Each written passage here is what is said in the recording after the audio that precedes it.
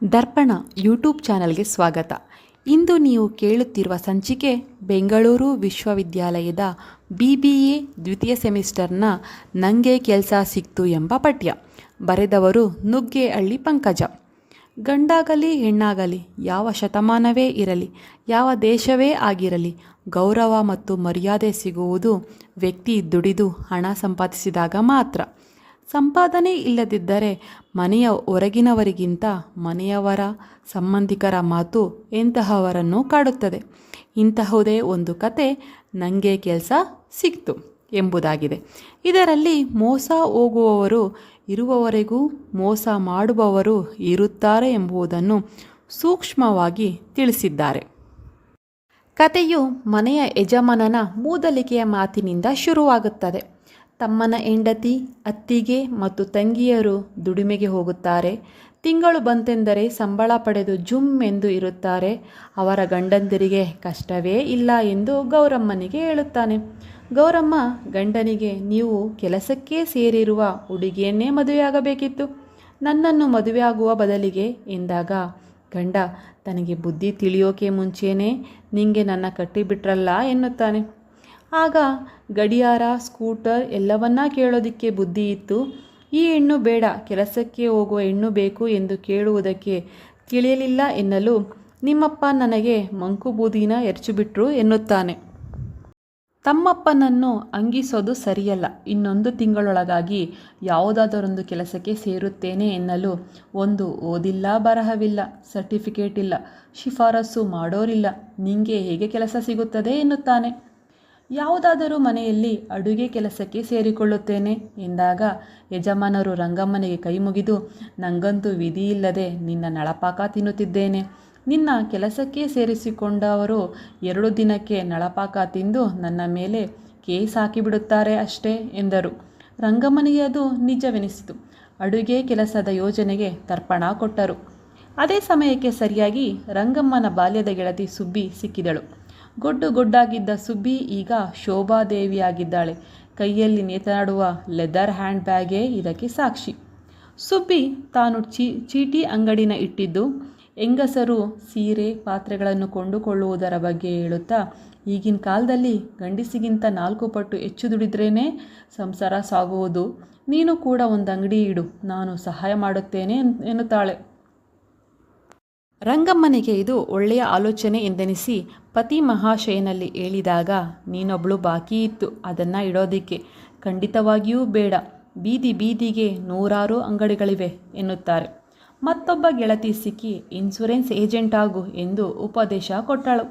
ನಿಮ್ಮ ಯಜಮಾನರ ಸ್ನೇಹಿತರ ಹತ್ರ ಇನ್ಶೂರೆನ್ಸ್ ಮಾಡಿಸಿದರೆ ಬೇಗ ಹಣ ಮಾಡಬಹುದು ಎಂದು ಸಲಹೆಯನ್ನು ನೀಡುತ್ತಾಳೆ. ಮಾರನೆಯ ದಿನ ಯಜಮಾನರನ್ನು ಒಂದಷ್ಟು ಇನ್ಶೂರೆನ್ಸ್ ಎನ್ನುವಾಗ ಗಂಡನ ಕೋಪದ ಮುಖ ನೋಡಿ ಆ ಕೆಲಸವೂ ರಂಗಮ್ಮನಿಗೆ ಹೋಯಿತು.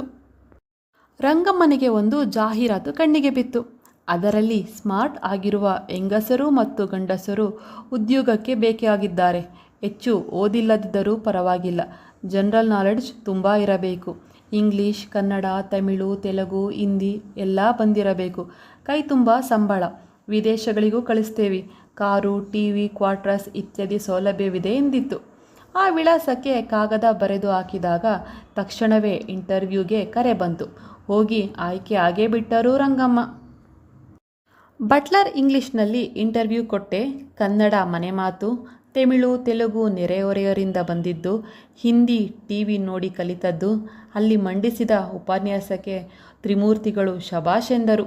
ನಮಗೆ ನಿಮ್ಮಂಥವರು ಬೇಕಾಗಿದ್ದಾರೆ. ಮುಂದಿನ ತಿಂಗಳು 1ರಿಂದ ಬೆಳಗ್ಗೆ 10 ಗಂಟೆಗೆಲ್ಲ ಕೆಲಸಕ್ಕೆ ಹಾಜರಿರಬೇಕು.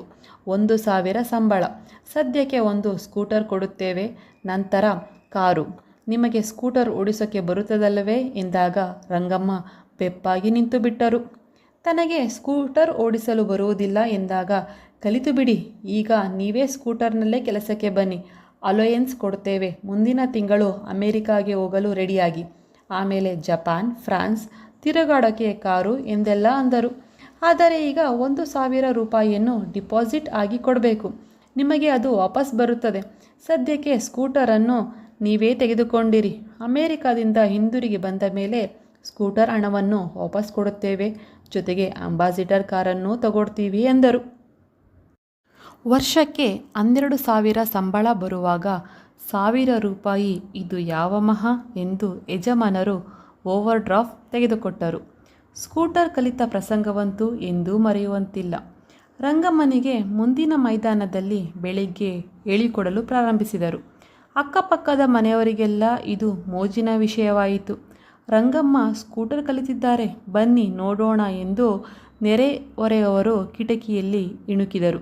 ಫೋಟೋನ ಕೂಡ ತೆಗೆದರು. ಇನ್ನು ಕೆಲಸಕ್ಕೆ ಹೋಗಲು ತಯಾರಿ ಶುರುವಾಯಿತು. ಅಂಗಡಿಯಲ್ಲಿ ಸಾಲ ಮಾಡಿ ಒಳ್ಳೆಯ ನೈಲಾನ್ ಸೀರೆಗಳನ್ನು ತೆಗೆದದ್ದಾಯಿತು. ಮ್ಯಾಚಿಂಗ್ ರವಿಕೆ, ಚಪ್ಪಲಿ, ಹ್ಯಾಂಡ್ ಬ್ಯಾಗು ಕೊಂಡದ್ದಾಯಿತು. ಹೇರ್ ಸ್ಟೈಲ್ ಕೂಡ ಮಾಡಿಸಲಾಯಿತು. ಮಕ್ಕಳಿಗೂ ಹೊಸ ಬಟ್ಟೆ, ಚಪ್ಪಲಿ, ಯಜಮಾನರಿಗೆ ಸೂಟು ಕೊಂಡದ್ದಾಯಿತು. ಯಜಮಾನರ ಸ್ನೇಹಿತರಿಗೆ ಭಾರಿ ಹೋಟೆಲೊಂದರಲ್ಲಿ ಊಟ.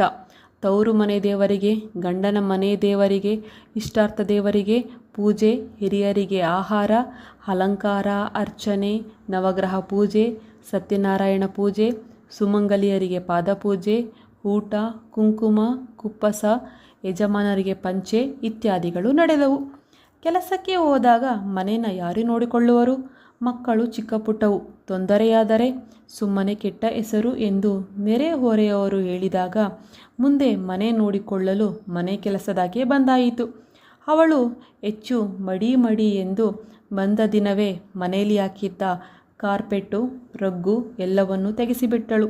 ಅಕ್ಕಪಕ್ಕದ ಮನೆಯವರಿಗೆ ಧಾರಾಳವಾಗಿ ಸಾಮಾನನ್ನು ಸಾಲವಾಗಿ ಕೊಟ್ಟಳು. ಸಂಜೆ ರಾಮಮಂದಿರ, ಬೆಳಿಗ್ಗೆ ನವಗ್ರಹ ಪ್ರದಕ್ಷಿಣೆ, ಗುರುವಾರ ರಾಘವೇಂದ್ರ ಸ್ವಾಮಿ ಗುಡಿ, ಶುಕ್ರವಾರ ಕನ್ನಿಕಾ ಪರಮೇಶ್ವರಿ, ಶನಿವಾರ ಶ್ರೀನಿವಾಸ ಎಂದೆಲ್ಲ ಪ್ರದಕ್ಷಿಣೆಗಳು ಮುಗಿಯಿತು. ರಾತ್ರಿ ಫಲಹಾರ ಎಂದು ಗಡದ್ದಾಗಿ ತಿಂದಳು. ಕೆಲಸಕ್ಕೆ ಹೋಗೋ ದಿನ ಬಂದೇ ಬಿಟ್ಟಿತು. ಎದ್ದು ಮನೆ ದೇವರ ಪಟಗಳಿಗೆಲ್ಲ ನಮಸ್ಕಾರ ಮಾಡಿ Ajanta hair style, matching sleeveless, high healed shoe, cooling glass ಹಾಕಿಕೊಂಡು ರಂಗಮ್ಮ ಬಂದಾಗ ಯಜಮಾನರ ಮುಖದ ಮೇಲಿದ್ದ ಜಂಬನ ನೋಡಬೇಕಿತ್ತು. ಸೆಂಡಾಪ್ ಕೊಡಲು ನೆರೆಹೊರೆಯವರು ಕೆಲಸ ಬಿಟ್ಟು ಬಂದಿದ್ದರು. ನಿಮ್ಮ ಬಾಸ್ ನಿಮ್ಮನ್ನು ಲವ್ ಮಾಡೋದಿಕ್ಕೆ ಬಿಡಬೇಡ್ರಿ, ಭದ್ರ ಜೋರಾಗಿ ಊರಿಗೆಲ್ಲ ಕೇಳಿಸುವಂತೆ ಕೂಗಿದಳು. ಜಮ್ಮಂತ ಆಫೀಸಿನ ಮುಂದೆ ಸ್ಕೂಟರ್ ರಥದಿಂದ ಇಳಿದು ಮೆಟ್ಟಿಲು ಹತ್ತದೆ ದಿಗ್ಭ್ರಮೆಯಿಂದ ನಿಂತುಬಿಟ್ಟಳು ರಂಗಮ್ಮ. ಆಫೀಸಿನ ಬಾಗಿಲಿಗೆ ದೊಡ್ಡ ಬೀಗ ಹಾಕಿತ್ತು. ಟು ಲೆಟ್ ಅಂತ ದೊಡ್ಡ ಅಕ್ಷರದಲ್ಲಿ ಬರೆದಿದ್ದನ್ನು ನೋಡಿ ಅಶರೀರವಾಣಿಯೊಂದು ನಿಮಗೂ ಇಲ್ಲಿ ಕೆಲಸ ಸಿಕ್ತಾ ಎಂದು ಬಂತು. ಅವರು, ಅಮ್ಮ, ನಿಮ್ಮಂಥವರು ಬಹಳ ಜನರು ಅಲ್ಲಿ ನಿಂತಿದ್ದಾರೆ ನೋಡಿ, ಕೆಲಸ ಕೊಡ್ತೀವಿ ಎಂದು ಹೇಳಿ ₹1,000 ಡಿಪಾಸಿಟ್ ತಗೊಂಡು ಓಡಿ ಹೋಗಿದ್ದಾರೆ ನೋಡಿ ಎಂದರು.